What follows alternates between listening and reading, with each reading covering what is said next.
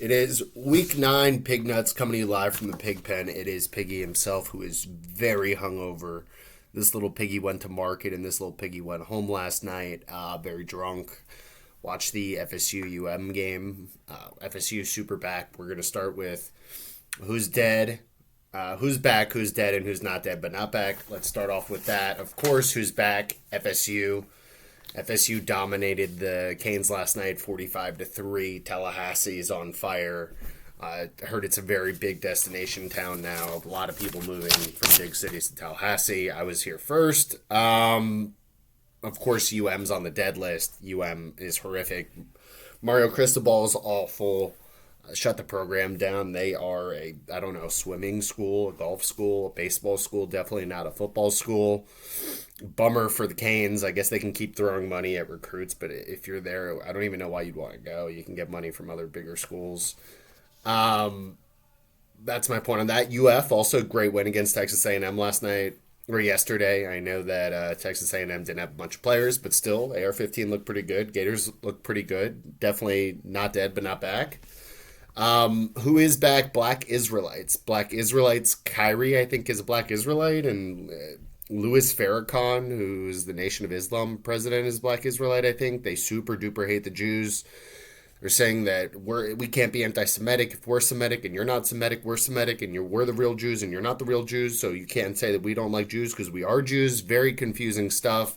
They're doing like move the ball trick on us, and the Jews are getting very confused and upset. They're definitely back, though, Black Israelites. Who else is back? Brian Kelly. Brian Kelly, we all prayed on his downfall. We called him a bozo, a loser at Notre Dame. He was one. I think he is still one, kind of. But he took LSU and had the balls to go for 2 yesterday against Alabama and the win. Beating Alabama. Brian Kelly definitely back. Jason Taylor's son caught the 2-point conversion right in Saban's eye. That's pretty good. Jason Taylor's son, very cool.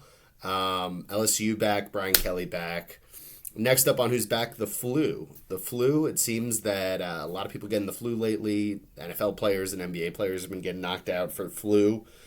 I guess the flu is, I feel like during COVID there was no flu, but now the flu's back. I got my flu shot this week. You should too, I think. It seems to be a bad flu season.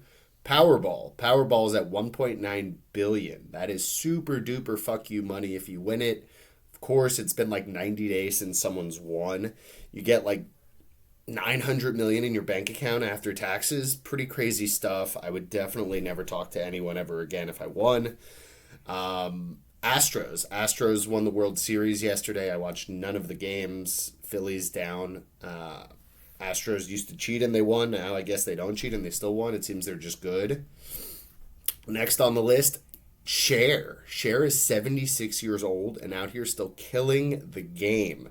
She's dating Amber Rose's ex, this guy who's a music producer. Pretty good looking dude.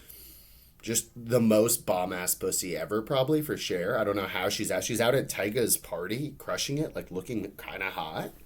Crazy. Crazy that Cher's still relevant. 76 years old. Good for Cher. Give her all the flowers.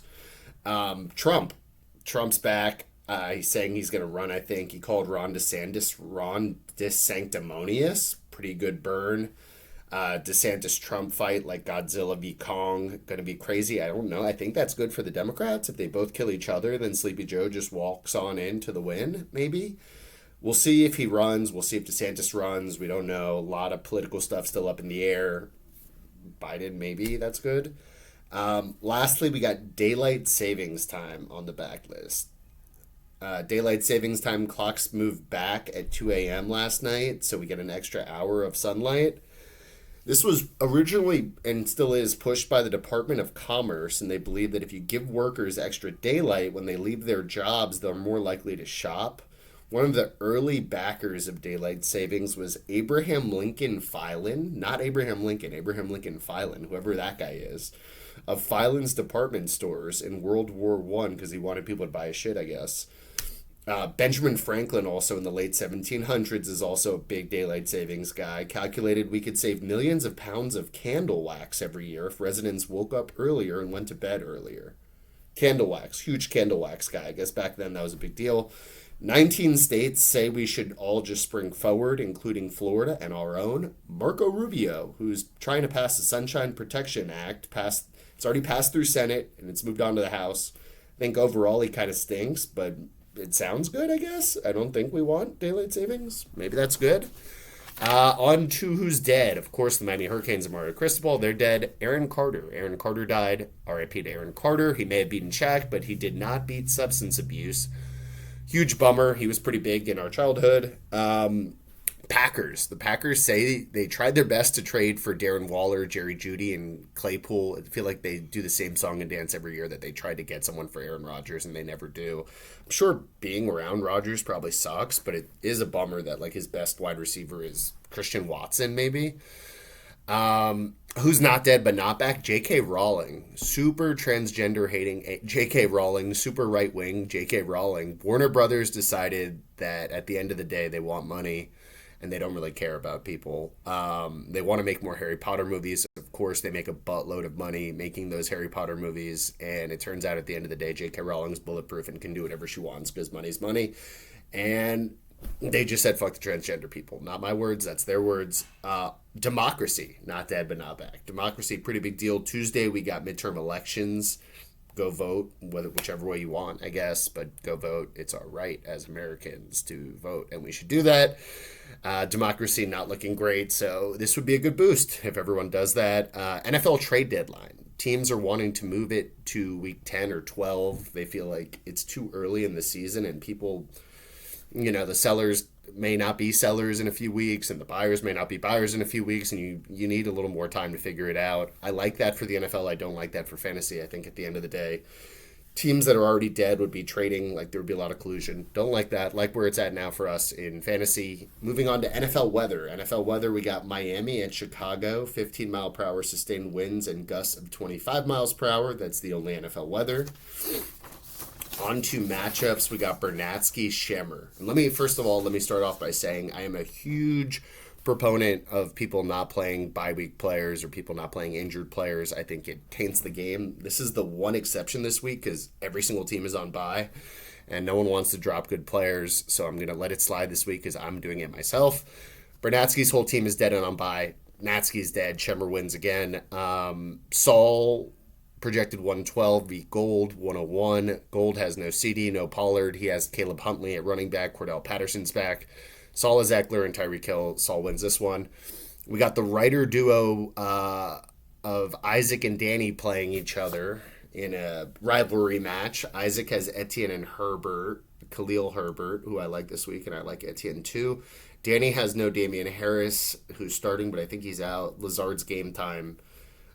James Conner's game time. You don't have JT this week. I think Isaac wins this one. Gins v. Weisbird. Gins 99, Weisbird 120. Weisbird has no Waller probably, but Gins has no Najee Harris and no Amari Cooper. Give me Weisbird in the win there.